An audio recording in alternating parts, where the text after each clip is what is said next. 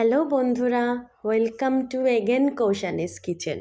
শীতকাল মানেই পিঠে খাওয়ার দিন, আর শীতকালীন খেজুর গুড়ের সাথে পিঠে খাওয়ার অনুভূতিটা সত্যিই অসাধারণ। আজকে আমরা বানিয়ে নেব সাজপিঠে। সাজপিঠের জন্য আমি নিয়ে নিয়েছি পরিমাণ মতন চাল এবং ডাল।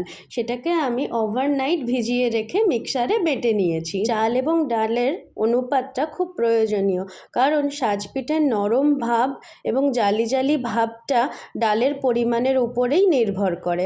আমি সেটা ভিডিওর শেষের দিকে অনুপাতটা বলে দেব। এই পিঠাটি বানানোর জন্য মিক্সারে খুব বেশি মিহি করার প্রয়োজন নেই, অল্প মিহি করলেই পিঠেটি খুব ভালোভাবে হয়ে যাবে। দেখুন কত সুন্দর জাল জাল পিঠেটি তৈরি হয়ে গেছে। এরকম নরম জাল জালে সুন্দর পিঠের জন্য নিয়ে নেবেন 3 কাপ চাল এবং 1 কাপ ডাল।